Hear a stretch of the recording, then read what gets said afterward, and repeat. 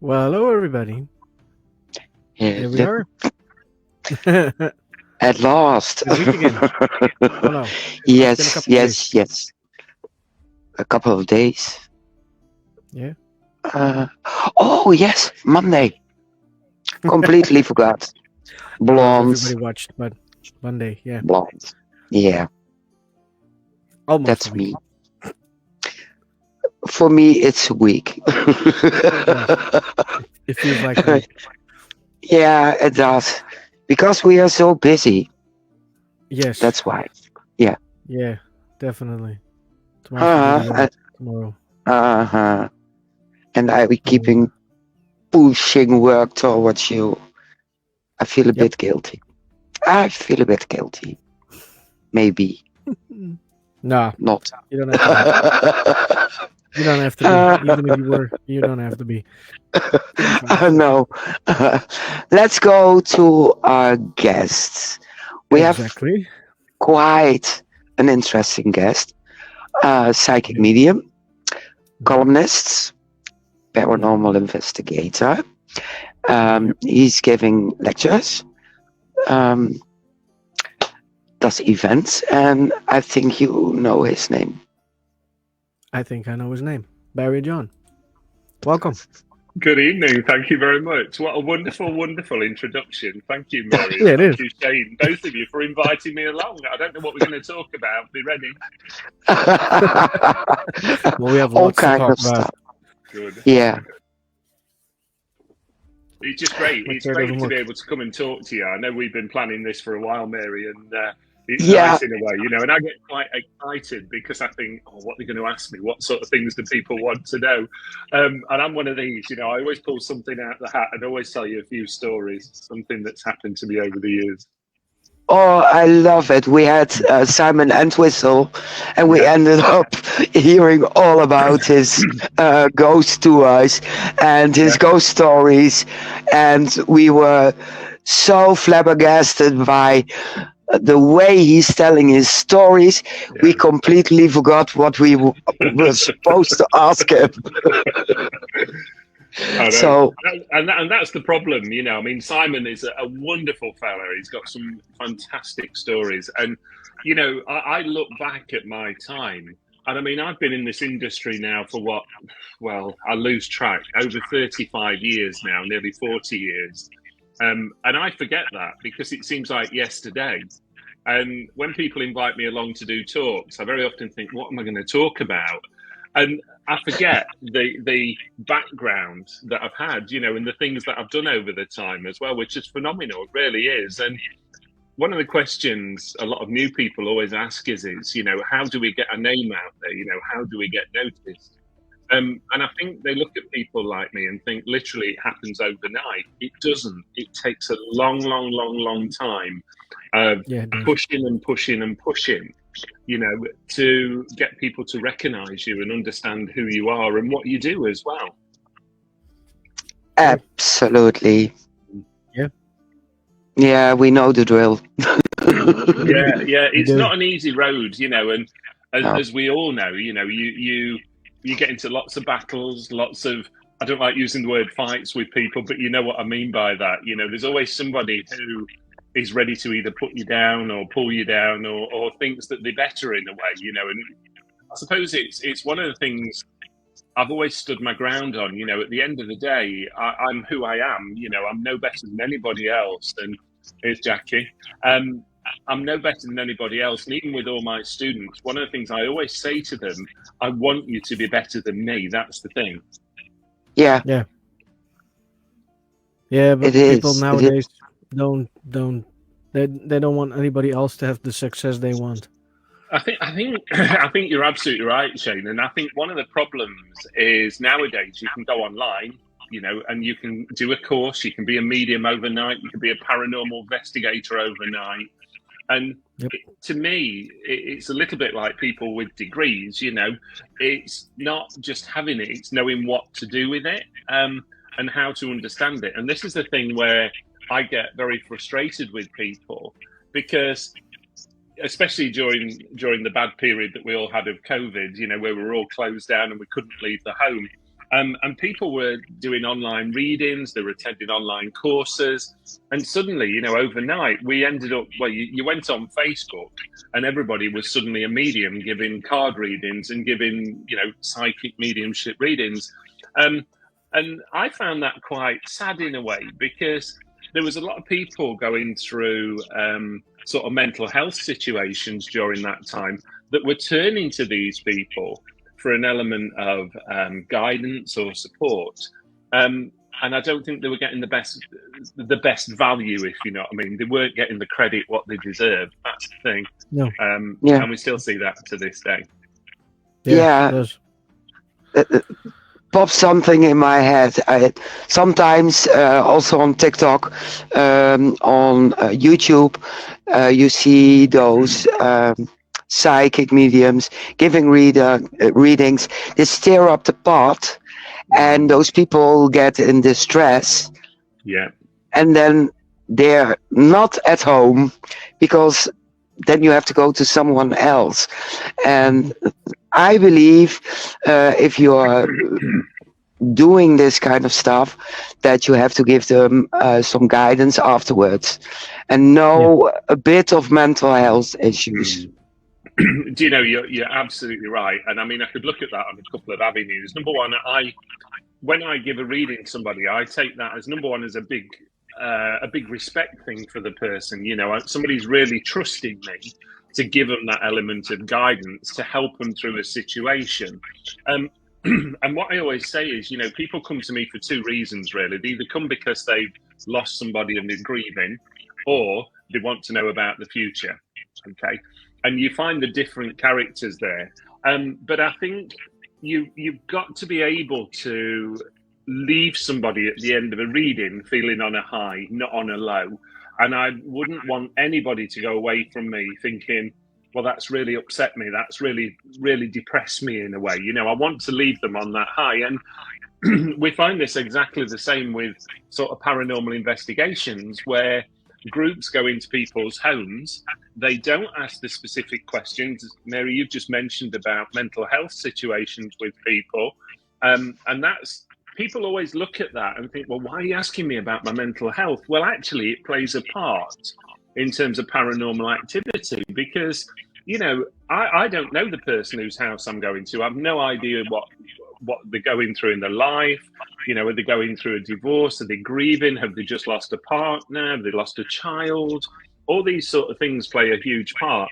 And I think, you've got to be able to offer more, if that makes sense, not just give them a reading and go, thanks very much, I'm out the door now, you go on your merry way. Because, people have been to me for very difficult reasons. Maybe they've lost a partner through suicide, etc.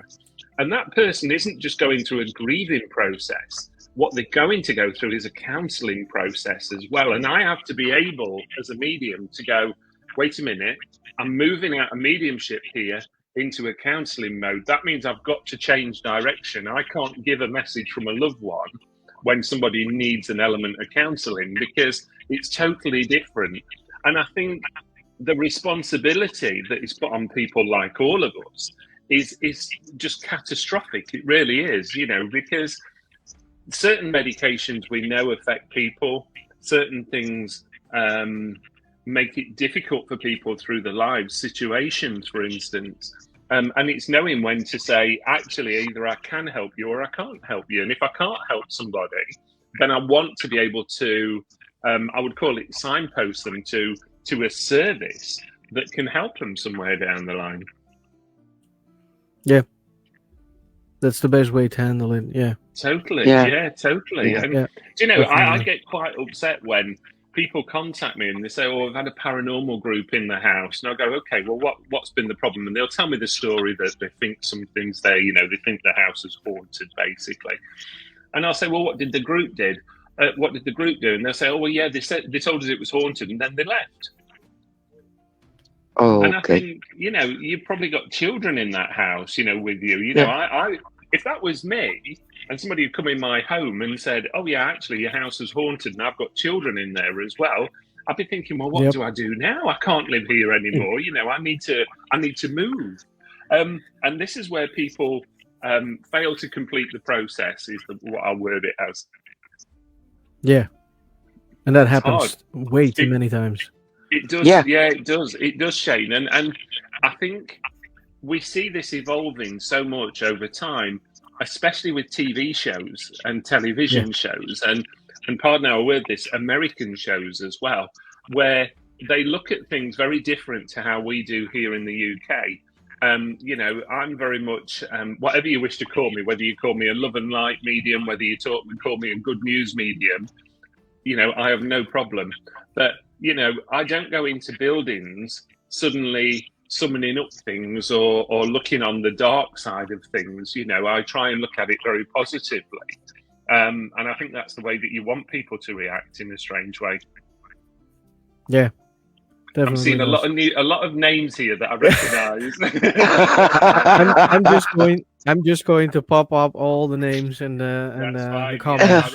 Yes. I'm going to be in between. If you want to answer a couple of them, just let me know. I'll put it back on and answer the question. Yeah, I mean, it's interesting what Jackie said there. They probably caused more activity, and I think that's a really good one, actually, when, you know, groups, mediums are going into people's property, and let's call it that they probably stirring things up a little bit without knowing it, and leaving people in their own home to deal with that situation, which I find very hard, very difficult for people. I really do. Yeah, we got another comment. Barry's so sweet. I know. But, you know, I mean, it's the one question people always ask me is, you know, where did it all start? Well, I'm 52 next week. You know, I'm not a young man anymore, and I still think of myself as being 21, like you, Shane. You know, I can tell you're a good-looking young man. But you know, over the time, I'm very cheeky, by the way. You'll get used to it. But, you know, over the time, I remember, you know, going back to being a child, and I'm talking probably about 4 or 5 years of age, where I used to see people waving at me through windows and sort of figures falling from the sky, you know, people falling from the sky. And I never thought anything of it. I really didn't. You know, I just used to lay there and think, oh, that's quite nice. You know, that's something interesting. And it wasn't until I started to get...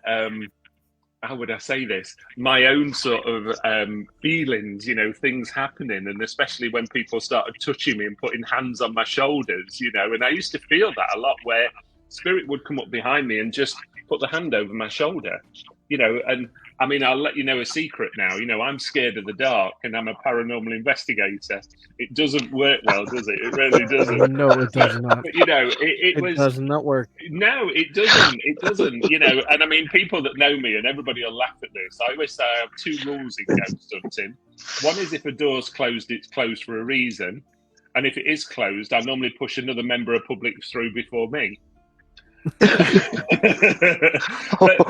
Yeah, honestly, Jackie will be laughing at this because she knows what I'm like, you know.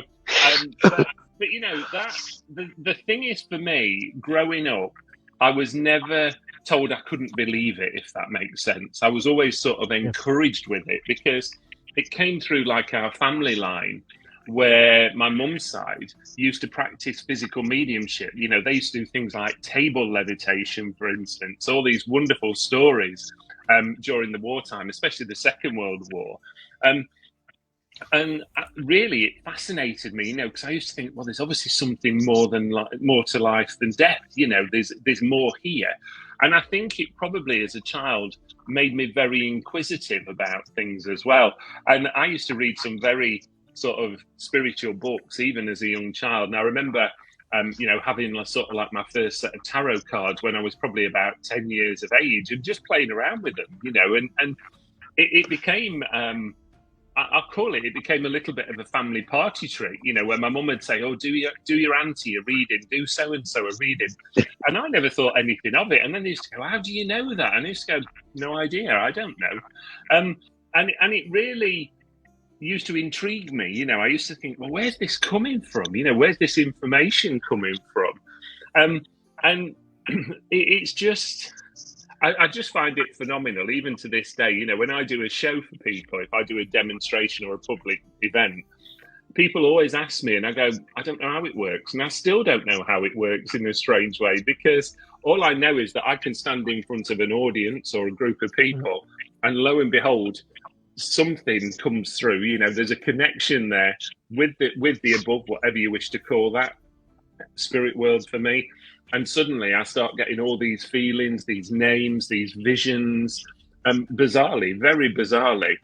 But I enjoy it. I really do. And, you know, the thing is, I think when you go through life, you hit a point where you suddenly awaken up. Something inside you awakens, you know, and you start looking at life very differently and thinking, actually, you know what, there is more to life than just going to work, you know, than just getting on with my life. And I think what it's helped me with so much, not only in terms of my professional career, but also in terms of my spiritual career, it's made me go with my gut feeling a lot more. And if something doesn't feel right, I'll go, actually, something's not working for me here. You know, something's not right. That means I've got to take a step back from it and look at it in a different way. But, you know, I mean, like a lot of people, you seem to fall into it when something's happened to you in your life, whether it's been what I refer to as trauma, something traumatic, tragic, you've lost a loved one, you've lost somebody close, maybe even an animal, you know, because remember, it's not always people that we communicate with in the spirit world. It could be somebody's pet that wants to come through and go, actually, you know, I've got your dog here, you know, I've got your cat here, I don't know, I've got your pet gerbil here or something, you know. And people forget that as well, that it's not only loved ones in the spirit world. They very often do bring through family sort of pets, you know, just to say that they're here with us now. And, you know, bizarrely, when I've done demonstrations, sometimes I'll get a pet's name come through and I'm thinking, what is this all about, you know?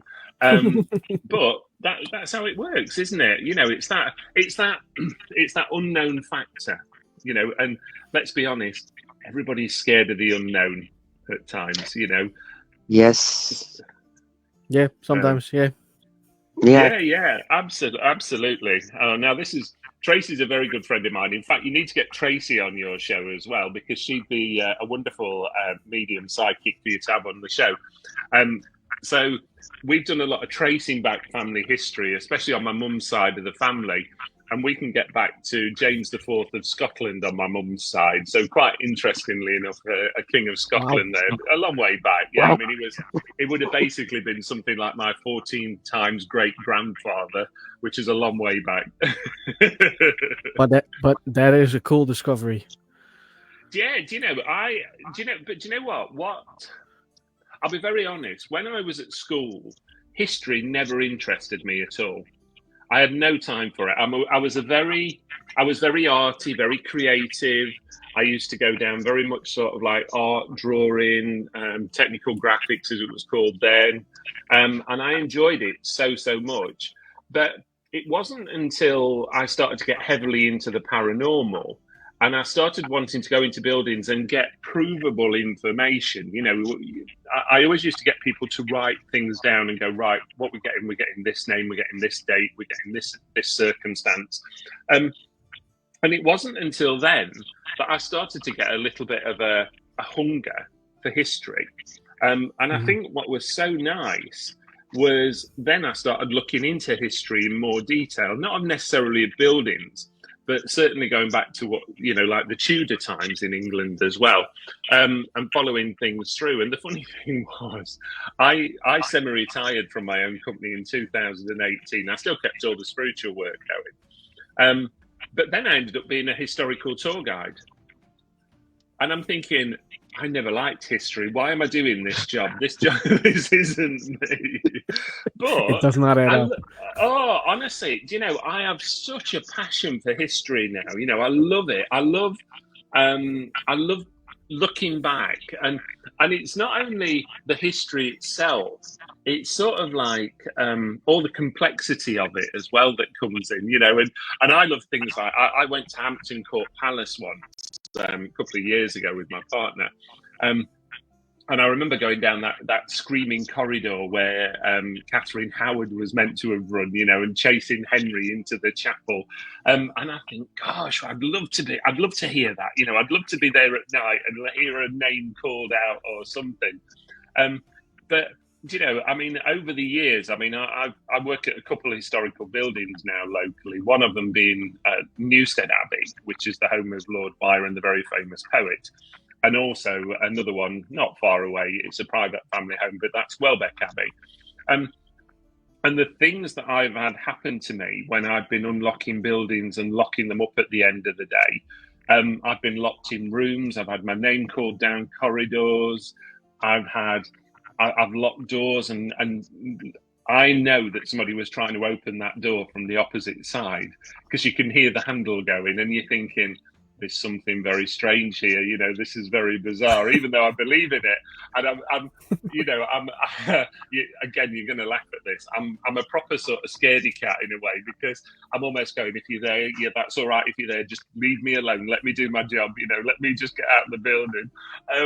And I remember years ago, I'm going back now, 20, 25 years ago. I used to run the events for the Galleries of Justice at Nottingham, which is now the National Justice Museum. And I remember they used to make me lock the building up. Now, bearing in mind, it's so many floors, I can't remember, it's about 4 or 5 floors. And they always used to laugh because I used to make them wait in the courtroom upstairs while I went down. And literally, I used to scream or shout or sing right from the bottom as I was locking the building up, so I couldn't hear anything following me. Honestly, everybody used to laugh at me. They really did.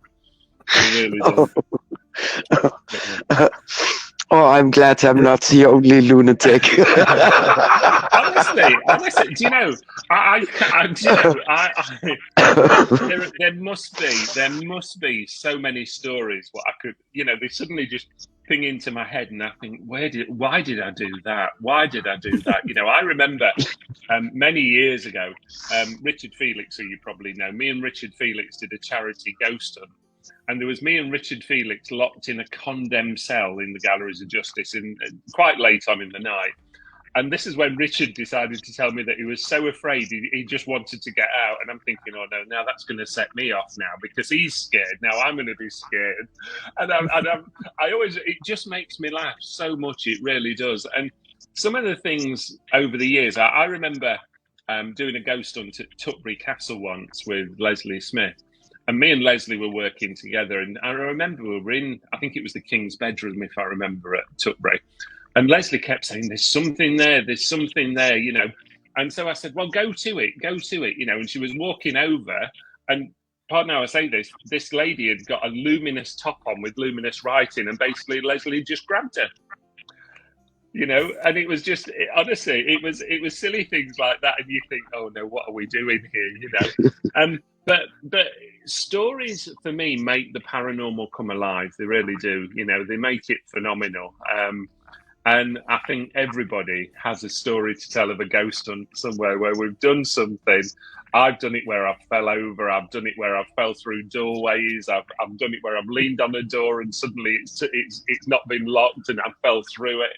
And I remember, I can't tell you the venue, but I remember doing a venue, a very old venue. It was very much a sort of stately home, and I sat on a table, and the table top come off. It literally flipped over. Oh yeah. I'm not telling you what venue. I'm really not. Yeah, I've had one night when I tried to lean against the branch. The branch was not there because it was another tree. I forgot the tree was not there anymore, so I was like, "Oh, there we go." I do have to laugh at times when I look back years ago, a long time ago, when I first started out ghost hunting. And I was telling somebody about when we used to do events at the Skirrid Inn, which is in Wales. It's a lovely venue, it really is. And I remember we used to start at something like 6, 7 o'clock in the evening. You go and have a meal, so probably something like fish and chips or something. Then we used to do the ghost hunt. And at 7 o'clock in the morning, then you'd have breakfast and you'd all go home. And I used to think, how did we manage to do all those hours? Even now, it gets to 12 o'clock for me and I'm ready for bed. I want to be home. Yeah. You It's know, called getting older. Oh, yeah. Well, you'll catch me up one day, Shane. but Nah. isn't it wonderful that we can share some great stories, and we can, I mean, over the years, I've had the pleasure in working with some tremendous characters from the metaphysical world, let's call it that, whether it be paranormal or mediumship world.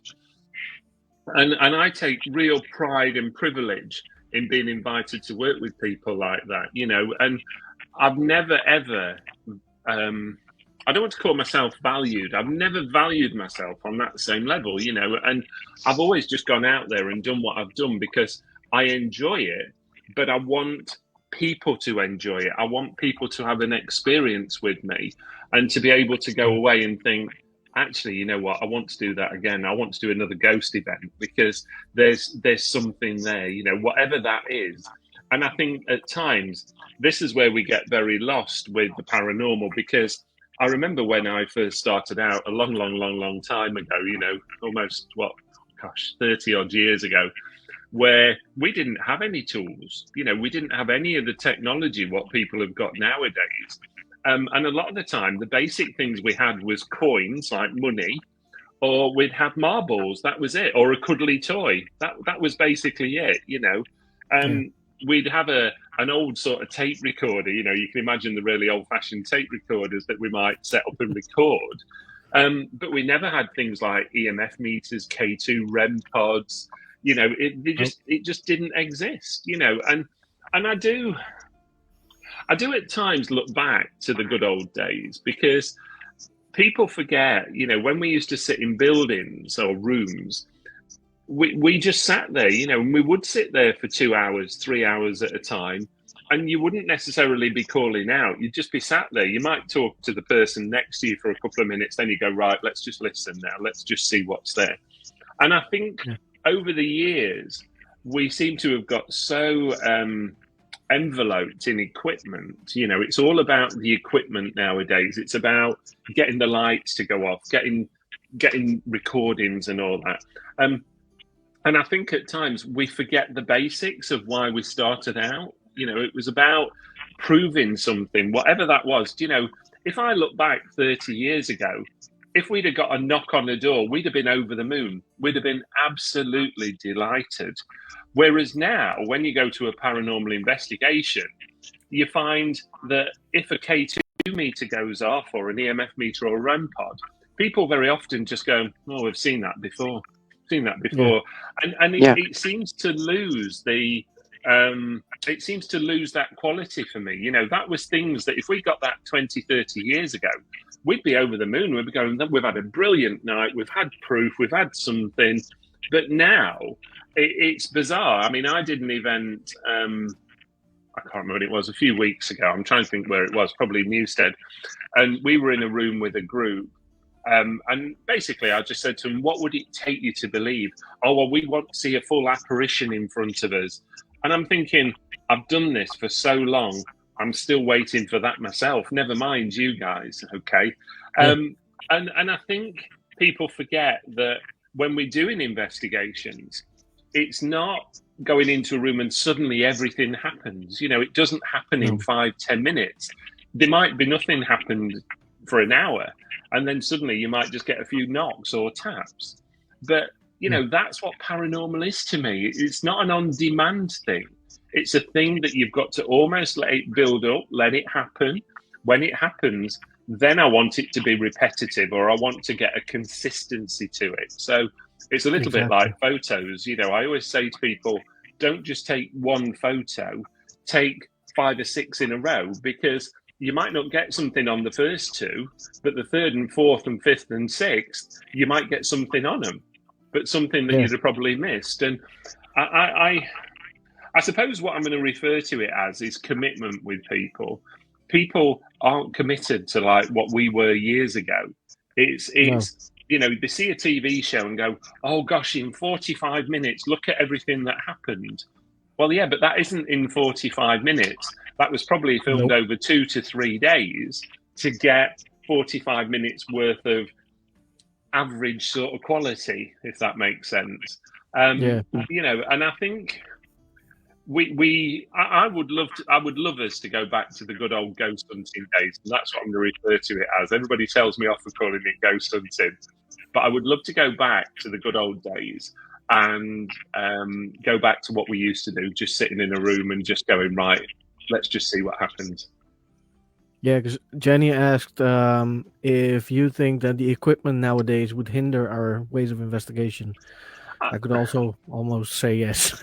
Yeah, do you know what? I could agree with you both on that, because I don't really remember, but I remember iPhone brought out a ghost finder app on the iPhone. And I remember when it came out, everybody was going around haunted venues with the phone in their hand, with the ghost finder app on, going, "Oh my gosh, there's a ghost! Oh my gosh, there's a ghost!" And I'm sorry, logic has to kick in for me. And I think that this is an app that somebody's created in an office that's probably pre-programmed somewhere with something, a little bit like a lot of the equipment that we use nowadays when it comes out with various word sentences. They're all pre-programmed. Yep. You can't rely on things like that. But I mean, that's going away from what Jenny was asking there. I think certainly I have no problem in using equipment to almost qualify the things that we get. But I think at times we use the equipment to be the lead rather than using common sense and using our own abilities. And I think I would love it to be back where we used to go, when we were using our qualities of mediums, psychics, sensitives, and then we use the equipment to almost go, well, actually, if somebody's there, right, so I'm feeling somebody, right, where are they stood? They're over in that corner of the room, right, let me go over there with a K2, right, okay, the K2 goes off, brilliant. That to me shows me that I'm picking something up and the person that's gone in the corner is detecting it as well. So I think we've just got to be mindful just not to get too hung up on equipment for me nowadays. Yeah, it's like Phil says, we are the best spirit detectors. Yeah. Yes. And that's true. That's definitely true. I agree with that fully. Yeah, I mean, the amount of times, that when we do an event, I always say to people, turn your phones off or put them into a flight mode. And you can guarantee that somebody won't. And you can tell straight away, because you can see it. You remember the good old days when you used to see the signal, didn't you? You could tell on a K2 because it'd like ring or whatever. And that really, for me, makes a mockery of going on an event. And I think nowadays as well, a lot of events have almost become a little bit of sort of theatrical to people. You get a group of people going along, not for the fact that they want to go on a paranormal investigation or a ghost hunt, but because it's a fun thing to do. Let's go and see if we're all scared. Yeah. Yeah, exactly. Because that's the whole point. It's all thrill seeking. It is. It is. Yeah. I'm just having a look at some of the questions. Yeah.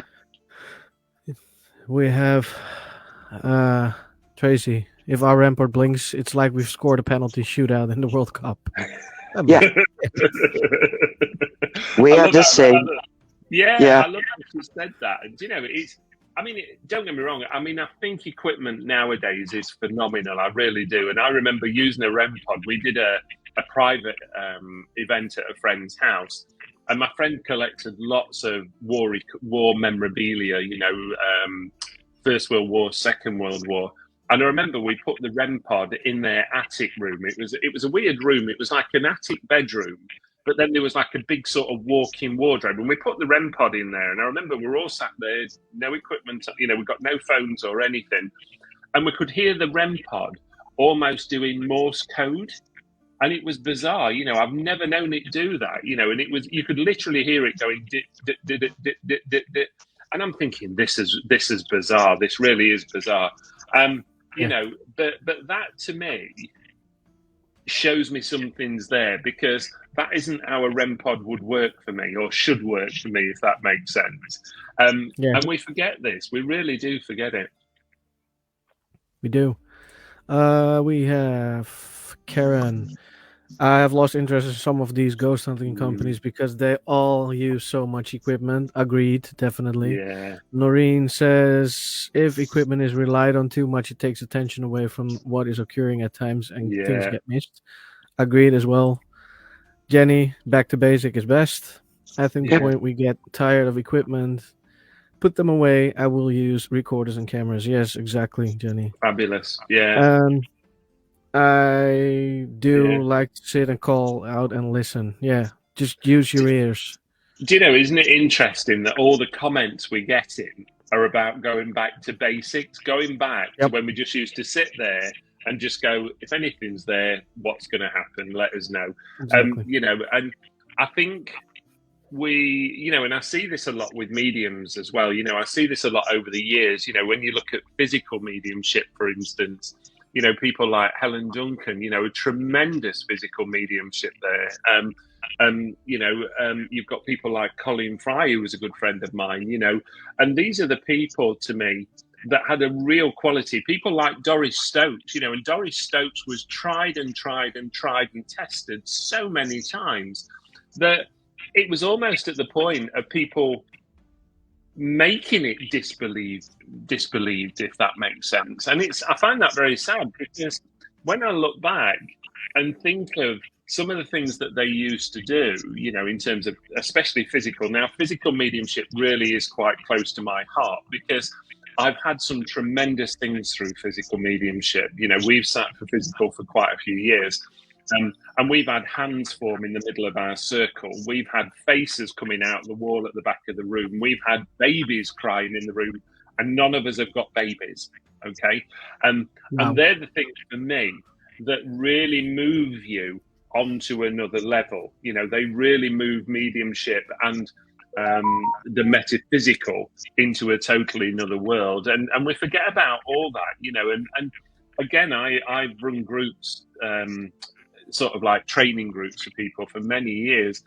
And you see it where people come to 2 or 3 groups, and then that's it. They think that's it. They're off and they can do exactly what you do. And, you know, they forget that it's not an overnight thing, this. It really isn't. It's something that I'm going to go back to what you said, Mary. It's that responsibility of what we all do. And that's what you've got to remember, whether you're doing a private sitting for somebody, whether you're doing a paranormal investigation for somebody, whether it be public or private, there's an element of responsibility that we all must have, because, you know, we've seen it all too often now. I mean, all of us have to have insurance because of the things that we do. If I do Yeah. posters for events, I have to put that these are for entertainment purposes only because of my insurance. You know, and I find that quite sad in a way, you know, and I think a lot of that comes down to everything nowadays is about people making a claim for something you've said, you know, oh, you told me this and that never happened, or you missed this out, whatever. And, you know, I find that quite upsetting. And people all come to me for private readings, and they want me to change the life for them. They want me to tell them that things are going to get better in a way. And I always say, well, what are you going to do about changing your life? You're asking a total stranger. That's like me coming to you two and saying, oh, well, can you change everything that's going to happen for me? Well, no, we can't. I can't change things that are in somebody's destiny line. What I can do is hopefully either pre-warn people, or I can help them deal with it in a different way. But I can't change somebody's physical path in life. No, You know, exactly. it's like I've said to people, and I always give this as a classic example. Somebody could come and have a private sitting with me, and I could say, well, if you walk out the door and turn left, everything's all right. But they might turn right, and I can't tell them not to. Exactly. We've all got free will. You know, we've all got free will. We've got free will. Upstairs have free will as well. You know, and again, I always say this to people: you can't demand of anybody upstairs in the spirit world. You know, if they want to talk to you, they'll talk to you. If they don't want to talk to you, they won't talk to you. No, exactly. Yeah. Yeah. I have to answer Phil, of course, now. Just tell him off, Shane. Just tell him off. He's being very naughty. Very naughty. Naughty Phil. Yeah, but you know, I mean, I remember Yeah, naughty Phil. Yeah, I remember Colin Fry telling me some of the stories about him when he first started sitting for physical, where they used to fasten him to the chair. It was literally cable tie him to the chair, and he'd come out of it. He'd wake up afterwards, and he'd be lying on the floor with no clothes on. And the spirit world would say, we did it because we could. And that's what they do a lot of the time. They'll do it because they can. Even though we find it highly, highly funny, it's something that they can do. And I think what we very often do is we underestimate what the spirit world can do for us. And I mean, if anybody ever comes on a paranormal investigation with me, I really treat the spirit world with respect. I don't scream and shout. I don't swear at them. I don't demand that they've got to do this. I look at it that if that was me over the other side and somebody was screaming and shouting at me, I'd probably turn around and say, I'm going, I'll leave you to it, because until you talk to me properly, I've no intention of working with you. So, Exactly. yeah. But it's interesting, isn't it? I love some of the comments, by the way. Yes. Noreen Hill, it is important to be responsible because a lot of people are looking for answers and are vulnerable in a vulnerable state.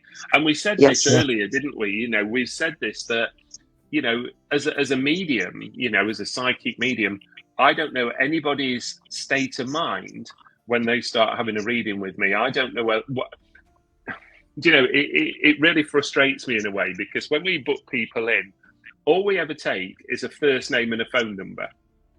Yeah. We don't take any other details. I don't want to know your address. I don't want to know your surname.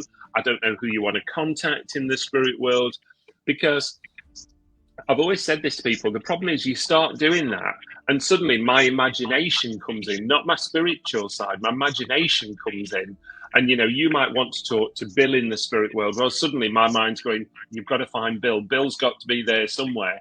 And I don't like working like that. I like to go in, I'm going to use the word naked, but I don't want you to get a vision with me without any clothes on. Too late. But I like I like to go in and think what comes out, in terms of the spirit world. If I give somebody something, I want them to know that's what I'm picking up, not what you've put in here and what you've already preempted me with. It's what I'm picking up at that moment in time. And I think, we have to let the spirit world do the job, and I do get disheartened when people come to me and they come out with the classic questions. Am I going to get married? Am I going to meet my partner? Am I going to have children? And I think I always try and mirror things as a medium to people. And I always say, well, do you want to get married? Because if you don't want to get married, you won't get married. But if you want to get married, then there's a high possibility you will get married. But you don't need me to tell you that. No, exactly. You don't need me to tell you that you need to look for a new job. If you feel you need to look for a new job, then you need to look for a new job. Not come and ask me and go, oh, well, should I leave my job? Should I take a new job? Well, I can't tell you that. I can't change your life path. No, they always think you can predict the future. I don't know why Uh-huh. that is. Or you can solve problems. Oh, yeah. Yeah. Yeah, and a lot of them being relationship problems as well. Yeah. Yes. That's one of the biggest things I see.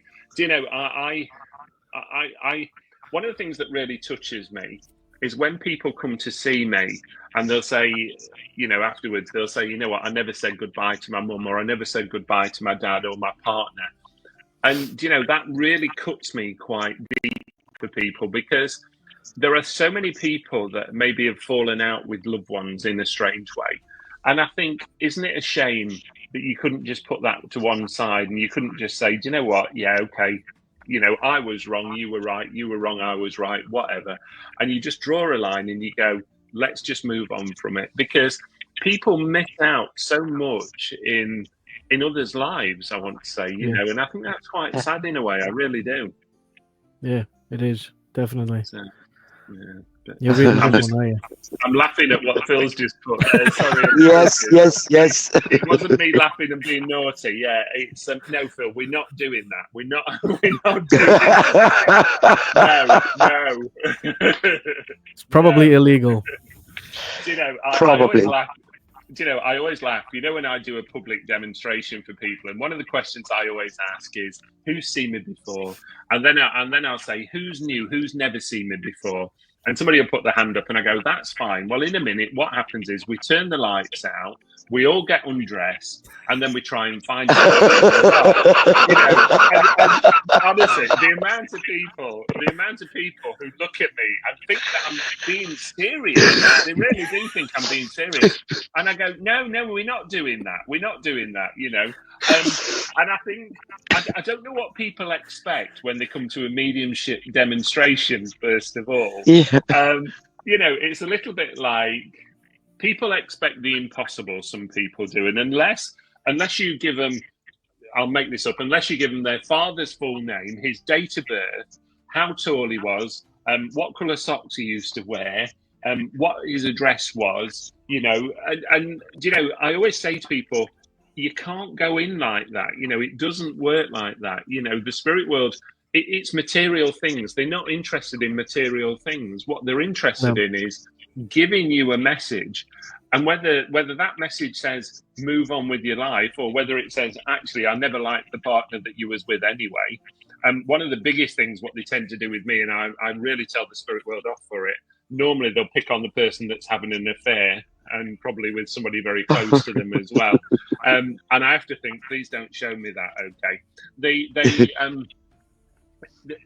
I have a wonderful laugh with the spirit world when I work with them, and my mum works with me in the spirit world. My mum passed over 22 years ago now, and she still comes through and works with me on the other side when she's there, and she's hilarious because what she does is she starts going through people's drawers, okay, and she'll start showing me through people's drawers, and normally it's somebody's underwear drawer what she shows me first of all, and I keep saying to her, you've got to stop doing this because I don't want to see what people have got hidden in drawers, okay, and I just find it really amusing, and people love it where sometimes I can get 2 or 3 links at the same time, and they'll go, oh, how do you do that? And I go, I don't know, and I don't want to do it because it exhausts me, because I'm trying to work with 3 different people and give 3 different messages, and somehow I've got the spirit world then wanting to work with everybody at the same time, and it's just phenomenal. It really is. But I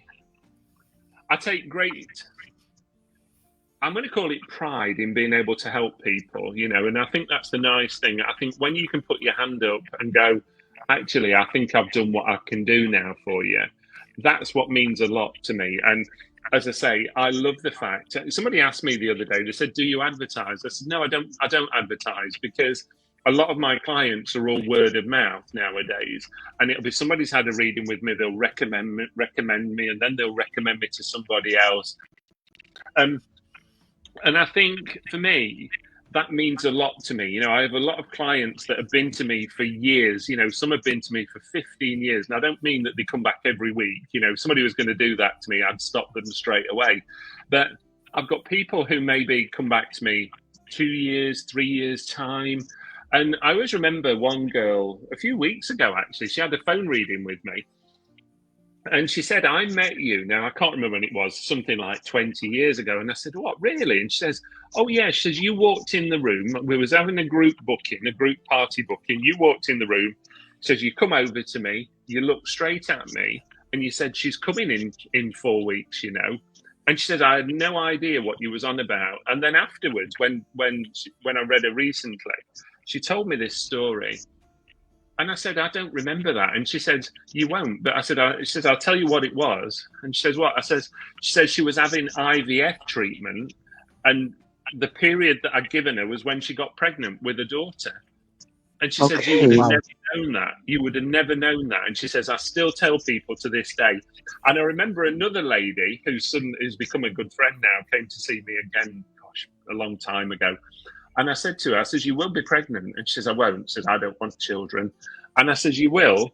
And it'll be £7 5 ounces. And she says, no. She says, I'll never get pregnant. And lo and behold, when she got pregnant, she was in hospital. And it made me laugh. She says, and they told me the way to the baby. And she said, I turned to my husband. And she says, I had to tell him, she says, Barry was right, wasn't he?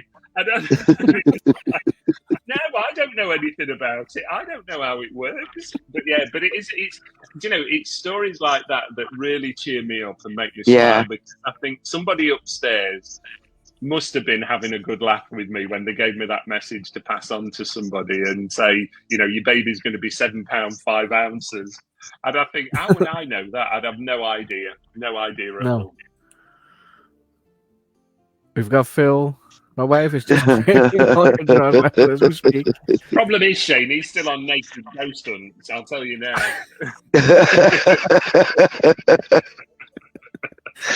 Tracy says mine are locked. Yeah, Jacqueline Jackie. says brilliant. Do you know, Yeah. I've got to say, Yes. it was it last year now? Gosh, I lose track of the years now.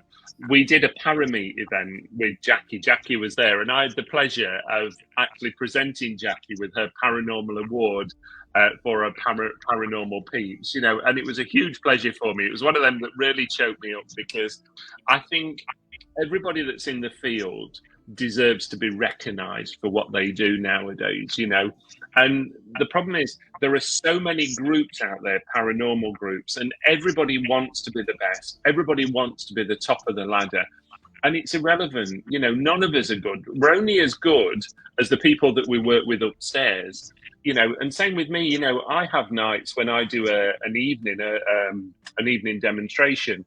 And sometimes I come off stage and I think, you know what, you've done a really rubbish job there tonight. And somebody will send me a message. One person might send me a message and say, you know what you told me really helped me move on with things. And I think, obviously, I've done the job that I was meant to do. And I think what I'm very good at, and I mean this in a strange way, I'm very good at putting myself down. I'm very good at thinking, actually, I haven't done a good job for the spirit world here, when probably I've done a great job for them, but I don't appreciate that. And I just think I'm very good at putting myself down, and I should really just let the spirit world tell me off and just say, just get on with it, do the job.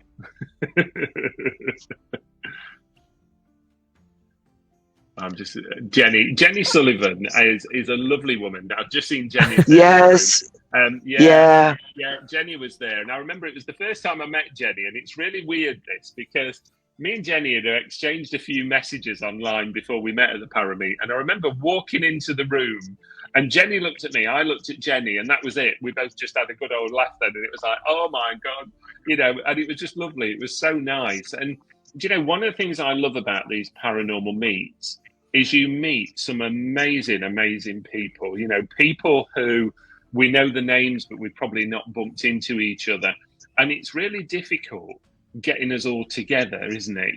And what's nice for me is you end up meeting people you've been talking to for years and years and years, and you think, gosh, I didn't know you looked like that.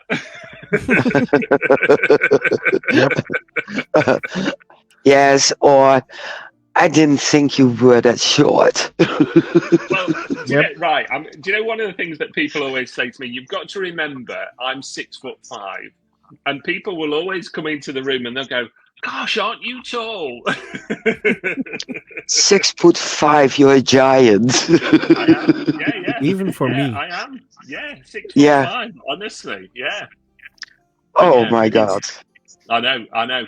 But we did an event, Phil mentioned it a few minutes ago, we did Matlock Pavilion a few weeks ago, myself and Jackie, and again, what was nice for us is that people were travelling from all over the place, all over the country to come and do events.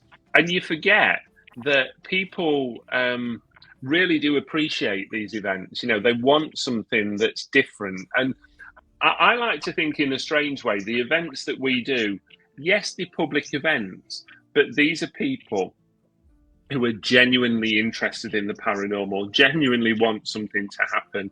Excuse me, this isn't just a group of people who are coming because it's a night out. These are people who want to go away with something. And I remember on that night, and Jackie will remember this, there was a gentleman there with his family, and he got so emotional because of the messages that were coming through for him. Private messages, these are, not paranormal experience, but this was loved ones coming through.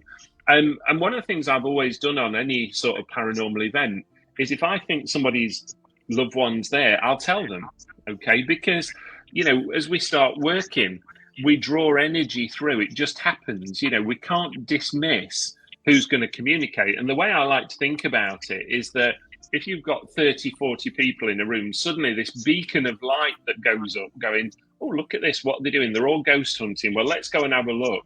And somebody's mum, dad, grandma, granddad, husband, wife comes through and tries to give them that impression, wants them to know that they're okay and that everything's all right. Yeah. So, but A lot it's of phenomenal. heights coming by now. It's like what? Yeah, I know. I can see them. I can see some of the comments. Oh. Yeah, I'm ignoring them, Phil. I'm ignoring them, Shane. Yeah, it's probably Phil, most of them, but they know me too well. That's the thing. I see Jacqueline, I'm armpit high. I see Tracy, Barry is 6'5", I'm 5'6". Yeah, I have to admit I'm 5'9", but even he is big for me. I'm gonna be, hi Barry. I have to wear my high heels. Then I'm noticeable. Otherwise. I remember being it was probably junior school, just before I went up to like secondary school, and I was 6 foot tall then. Wow. So I've always had a big height on me. Get it from my mum's side. This will make you laugh now. So if people are trying to give me a reading, if a medium wants to give me a reading, it's quite funny because my family are very distinctive. My dad's side, no disrespect, are all short and dumpy. My mum's side are all tall and lanky like me, all tall characters. So I know straight away if somebody's trying to give me a reading, exactly, if they describe the person, I'll go, right, I know what side that is. And especially if they try and mix it up and go, well, no, it was short on your mum's side. And I go, no, mum's side weren't short. My mum was nearly 6 foot tall. Oh yeah. My God. Yeah. As you started talking, I got this picture in my head. My grandma was 6'3", and my grandpa was 5 foot. So, yeah. Yeah, it is. Honestly, I just find it amazing. I really do, and I love what I do. I love the fact that people get comfort from what I do. People will very often message me afterwards, as I say, and I always remember a few stories. I remember reading a lady once at a little pub not too far away. I did a small event, and this lady suddenly burst into tears when I went up to her at the end, and I said, are you okay? And she says, I've waited 25 years for my dad to come through and you brought him through to me tonight. And, my heart just burst. My heart just welled up for her. And I could feel this emotion. And it goes back again to what we were saying a few minutes ago, where she'd probably got things that she needed to say to him that she hadn't been able to say. And that really upset me. It just touched me. It touched me quite deep. And I suppose in a way, I'm a big softie. I want people to go away knowing that there's more to life than death. And one of the things I always say to people at events is just because you didn't get a message, it doesn't mean to say your loved one's not there. All it means is that somebody probably needed the connection more than you did.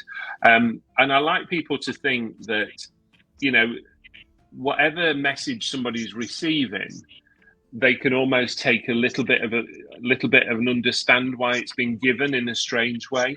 And I've never. It's bizarre, really, because when I read for people, whether it be a private sitting, whether it be a public demonstration, I never make eye contact with people. I always look out into the corner of the room, or I'm looking somewhere different. And people will say, "Why do you do it?" And I'll go, "Because I don't want to see your emotion. Your emotion is yours. If you want to cry, you cry. Because what that means to me is that whatever I've done has helped you release something somewhere, whether that be a positive or an upsetting situation. It's helped you release something." And I think that's what we should all be mindful of, that, we've heard the stories time and time again, face reading mediums, you play on people's emotions, you play on people's words. I mean, to be honest, that's the other thing for me. When I'm working with people, if I'm giving somebody a reading, I very rarely let them get a word in edgeways. I have to be honest. I'm a talker, and I'll just talk at them and give the message, give the message, give the message.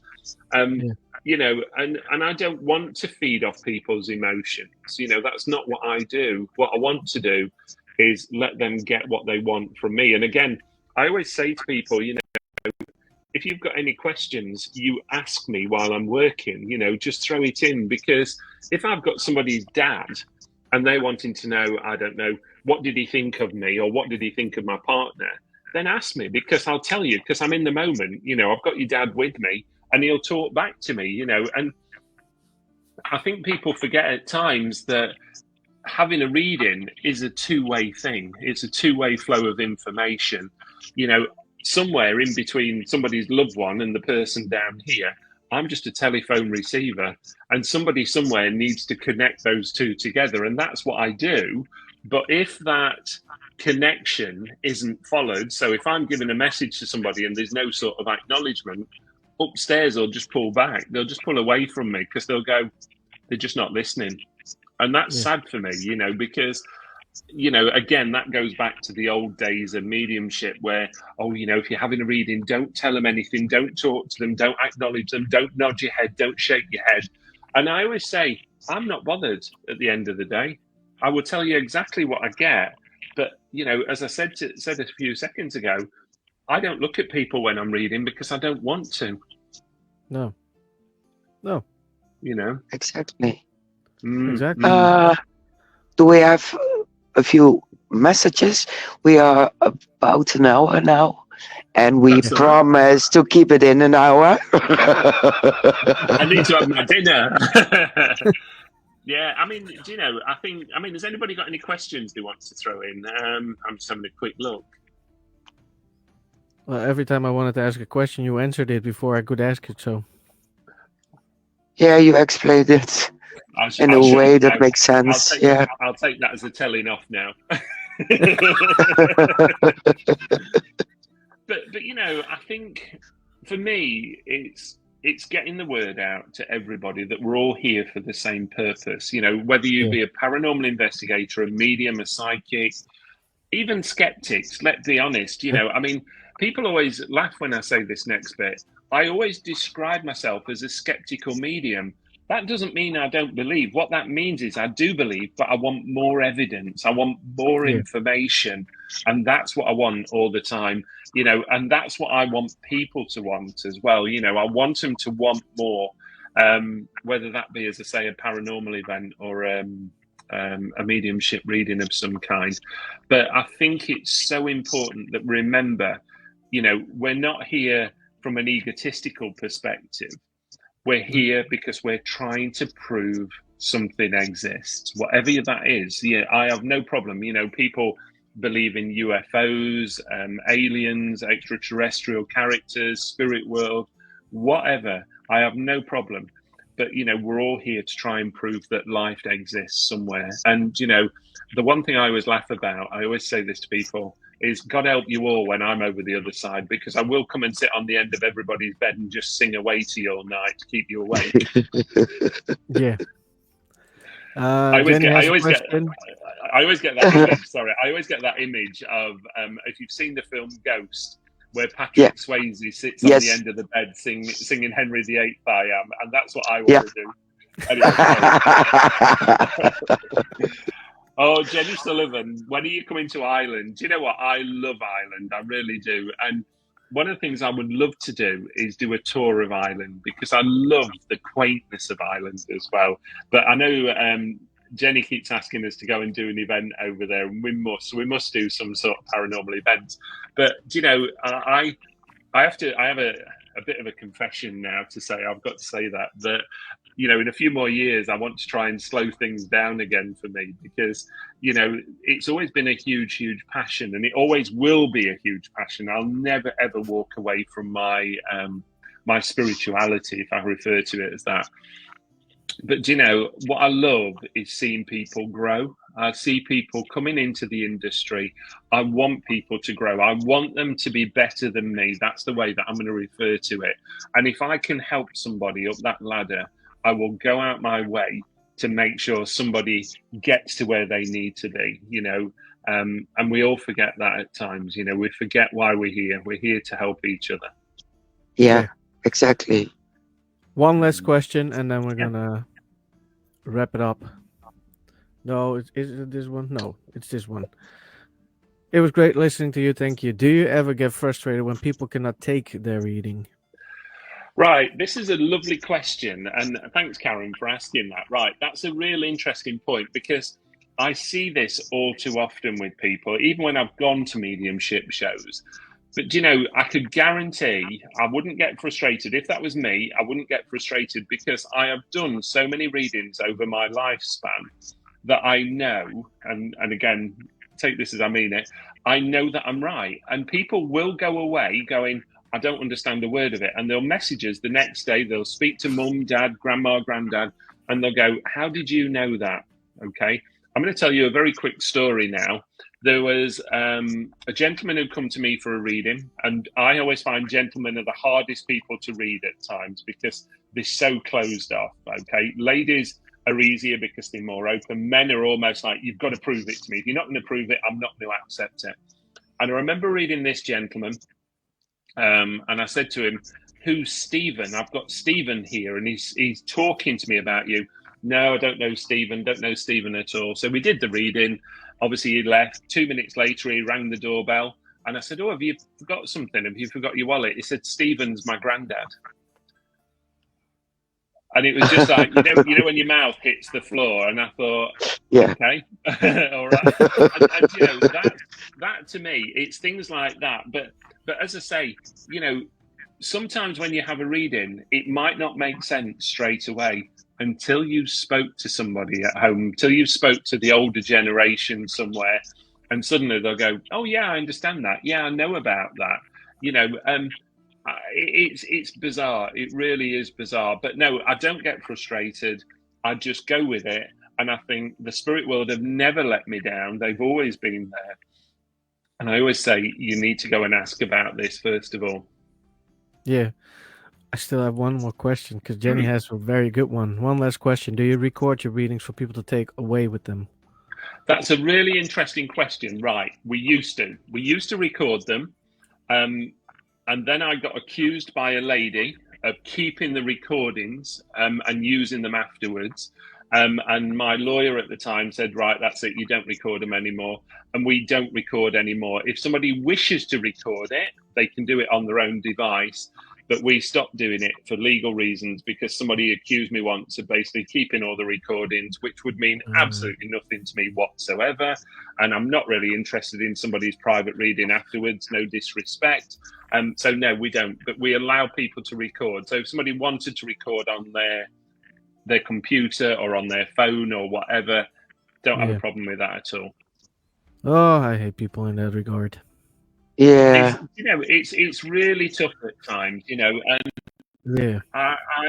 we went through a spate, and we always get this when we do an event. People will always say, oh, I'm not giving you any details. I'm not giving you any details. And we go, well, why not? Oh, well, you're going to trace me. Well, hang on a minute. I've got an audience of 300 people. Do you think I remember 300 people's names and addresses in here? Okay. I'm not being funny. I can't remember what I did this morning. Never mind 300 people's names and addresses. And if people really think I have the time to sit at home going through Facebook, looking for everybody's name or address or whatever, you're in the wrong industry for me, because I don't have the time to do that. Nope. But yeah. Any more questions? Are we doing? Oh, Jean B. What's Jeanette Bean on about? I'm a very lucky. It seems. Oh, right. Okay. Interesting. Okay. So you've seen apparitions at home. Brilliant. Okay. I always say to people, encourage them. If you're seeing it, ask them again and again and again. Maybe there's a message there somewhere. If you keep seeing the same person, maybe they're just letting you know that they're there. Maybe it's an element of support for you, especially if you're going through a tough time. Okay. Definitely.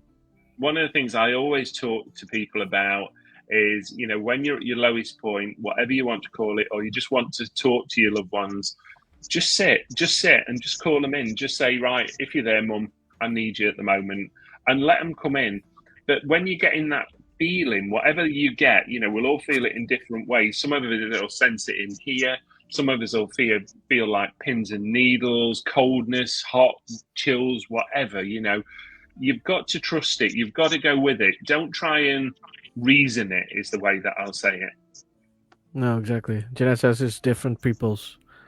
Yeah, and that's interesting, because I don't know Jeanette at all, but certainly I would say you are a sensitive in a strange way. You're picking things up, you're sensing it, and you're feeling it.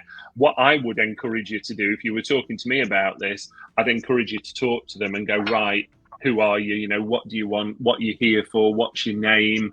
And they will answer you. They really will. It's a communication flow. If you're going to communicate with them, they'll communicate back. If you're going to be there all quiet and not acknowledge them, they're going to go, too busy, I'll move on, I'll go somewhere else. Yeah. And that's what you have to forget with the spirit world. They find it very easy just to move on. And,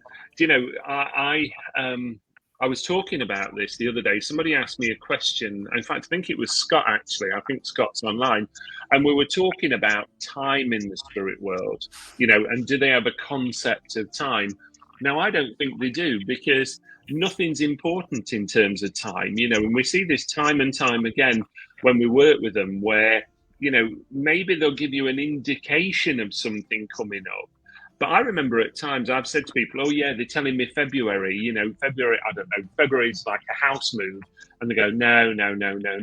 Well, it might be next February that they're telling me, but they don't understand that, because there isn't that concept of time there. And, we must remember that. And we were talking about paranormal events as well, and saying that why is it easier to communicate with some spirits than others? Well, some spirits might not even be able to communicate in their own language. They might not understand language, and it's like we were talking about using equipment. That was one of the things, and what we were saying was, it's all right as saying, "Oh, go towards the lights," but they might not know what lights are. They might not know what a K2 is. They might not know what a glass is on a table. And we have to remember this. We only have to go back, probably a century, and people couldn't write their own names. No. And we forget things like this. We forget that we say spirit have got intelligence, but what we also forget is there's a lot of spirit out there that probably didn't have an element of intelligence. That doesn't mean to say that they couldn't remember the name, but it might be the fact that they don't know how to write the name. That's the thing, and we must remember that when we're doing paranormal events. Keep it simple, keep it straightforward. Somebody said this earlier on in one of the comments, go back to basics, keep it simple for me. And definitely. I think we must always remember that. I really do. Yeah. Karen says you don't always remember every reading you give either. Saw an apparition at Newsham. I thought it was a guest until it walked through the door. Yeah, absolutely. Yeah. I think that'll be Newsham Park Hospital in Liverpool, which is a tremendous event. If anybody ever gets the opportunity, you must do it. I have to do a lot of events. Yeah. Jenny has one last question again. That's all right. You're all right. Don't worry. Sorry, Mary and Shay. In a home that was active and went away, and stress starts again, that your home becomes active again. Is it someone that you know or your guides being there? Right. Now, this is an interesting one for me, because I always say this to people, right? So say, I'm going to give an example here. Say we're going into somebody's private home because they've got activity.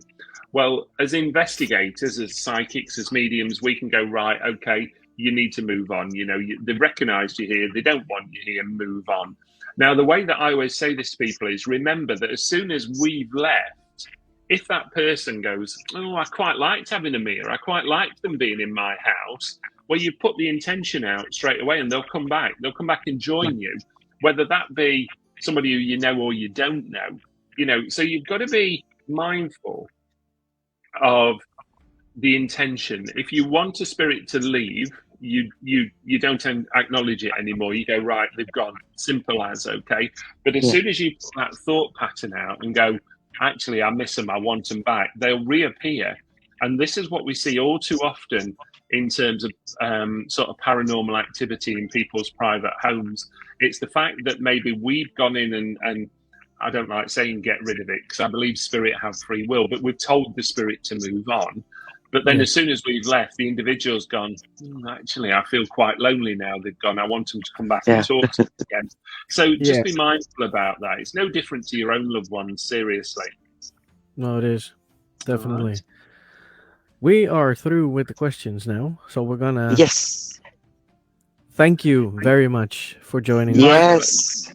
My pleasure. Nice I'm sorry for being a talker, by the way. Oh, no, it's fine. No problem at all. I loved it. That's actually what our show is all about. Just talk. Yeah. Do you know, it's lovely in a way that, you know, I don't get the sort of classic questions, if that makes sense. You know, whenever you do a show, you always get the classic questions that come out. And I remember doing a show with somebody and I said, just ask me my 10 favourite things. Ask me my 10 favourite things in life or whatever. And, you know, people forget that, yes, I do what I do, but I am a normal person as well. You know, I still have a home, I still have a life, I still have family, I still have animals, etc. I still have partners. And I think people forget that, you know, they almost forget that you have a life. And the amount of messages that I get on Facebook where people will just send me a message and say, oh, is my dad with me? Well, I don't know because I'm at home at the moment having my dinner, you know. You know, and probably he is there, that, you know, I'm not connecting with him at the moment because I'm having my dinner. Exactly. Exactly. Yeah. You know what? I've loved it. You should really think about that. Yeah, I've loved the fact that we've just let it go where it went tonight, and I didn't know where it was going to go, but clearly it's gone somewhere. It's gone somewhere, and we're alive longer than you were anticipated to be here. So yes. The problem is, you know, once you get me on a roll, I don't shut up. Yeah. No, well, time flies. You warned me. You know, honestly, you know, any time I can help anybody, you know, yourselves, any of the guests, etc., you know, they've only got to message me, and I'll always go out my way to be there for people if I can. I really will. Well, thank you very much. My pleasure. Seriously. Thank you. We had a lot of fun. We want to thank you for being on, and we want to thank everybody for watching our show again, which were a lot of watchers if I was looking at it. Yes. So thank you, Barry. Come again. Of course I will. Yeah, anytime. Yeah, just let me know and we'll jump on and we'll have a giggle next time or something. Yeah, absolutely. We will definitely do that. So thank you everybody for watching, and we will see you guys in the next show, and we will hear you on Spotify in the next one. So yeah, until next week. Till next week. Bye everybody. Bye.